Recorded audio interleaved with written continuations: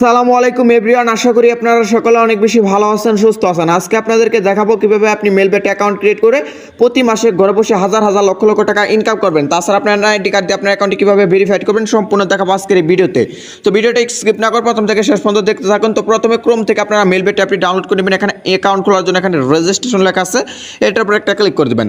তো রেজিস্ট্রেশনের উপর একটা ক্লিক করার জন্য এখানে পরবর্তীতে I1 ক্লিক লেখা আছে, এটার উপর একটা ক্লিক করে দেবেন।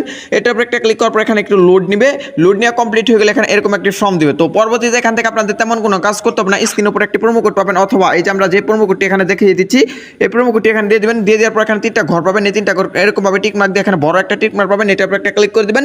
দেখতে পাবেন আপনার অ্যাকাউন্ট খোলা কমপ্লিট। অনেক সময় ক্যাপচা পূরণ করতে বলবে, তো ওই সময় আপনারা এখান থেকে ক্যাপচাটা পূরণ করে নেবেন।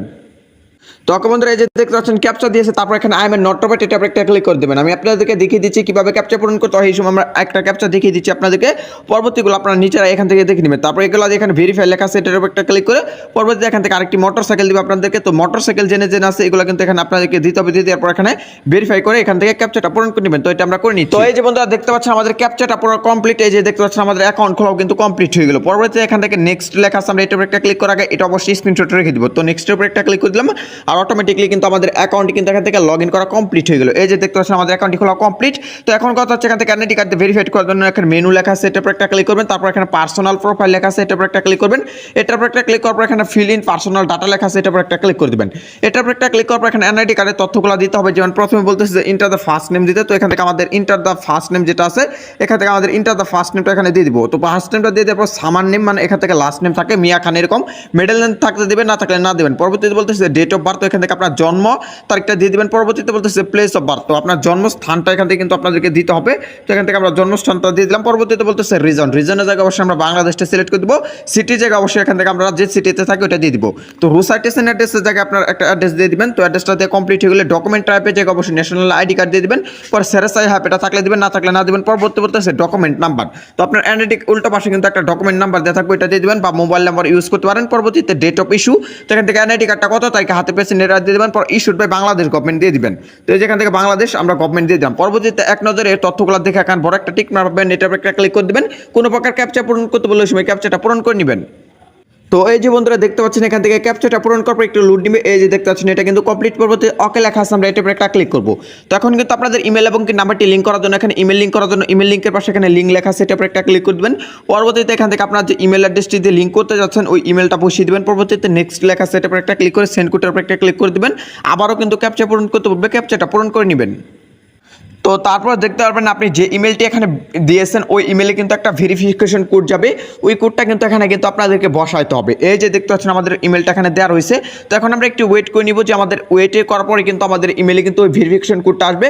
তো ওই কোডটা আসার পর কিন্তু ওই কোডটা এখানে আমরা বসিয়ে দেবো। এই যে বন্ধুরা দেখতে পাচ্ছেন আমাদের কোডটা কিন্তু অলরেডি কিন্তু চলে আসছে 85,260। তো এখানে আমাদের কোডটা হচ্ছে 85,260। তো এখান থেকে আমরা 85,260 আমাদের যে কোডটা আছে এটা আমরা এখানে এখানে অ্যাক্টিভেট লেখা আছে, এটা একটা ক্লিক করবো। দেখতে পারেন আমাদের এটা কিন্তু কমপ্লিট হয়ে গেছে। সেম এইভাবে নাম্বারটি আপনাদেরকে লিঙ্ক করতে হবে। নাম্বারটির লিঙ্কের পাশে লিঙ্ক লেখা আছে, এটা একটা ক্লিক করে দিবেন। তারপর জিরো বাদে আপনার যে নাম্বারটি আছে এখান থেকে ওই নাম্বারটি দিয়ে দিবেন। এখানে দেখেন আমি এক্সাম্পল দিয়ে দেখিয়ে দিলাম। দিয়ে তারপর এখানে নেক্সট উপর একটা ক্লিক করে দিবেন। নেক্সট উপর একটা ক্লিক করার পর এখানে সেন্ড কোড আছে, এটা একটা ক্লিক করে দিবেন। দেখতে পারেন আপনার নাম্বারটা কিন্তু এখান থেকে লিঙ্ক করা কমপ্লিট হয়ে যাবে। তো যখন আপনার অ্যাকাউন্টটি সম্পূর্ণ হয়ে যাবে তখন আপনি ডিপোজিটিভ কিভাবে করবেন, এখানে ডিপোজিটিভ করার জন্য এখানে ডিপোজিটিভ প্লাস লেখা আছে। তো ডিপোজিটিভ প্লাসের উপর একটা ক্লিক করে দিবেন। তো ডিপোজিটিভ প্লাসের উপর একটা ক্লিক করার পর এখানে একটু লোড নিবে, লোড নিয়ে কমপ্লিট হয়ে গেলে এখানে দেখতে পাচ্ছেন তারা বলছে আপনি যদি 3 ঘন্টার মধ্যে অ্যাকাউন্টে ডিপোজিটিভ পরিমাণ না পান তাহলে অনুগ্রহ করে তথ্য নিয়ে এখানে যোগাযোগ করবেন। এখানে বিকাশ, নগদ, রকেট অনেকগুলো মেথডের মাধ্যমে ডিপোজিটিভ করতে পারবেন। ধরেন আমরা নগদ দিয়ে করবো, এর জন্য আমরা নগদটা সিলেক্ট করে নিলাম।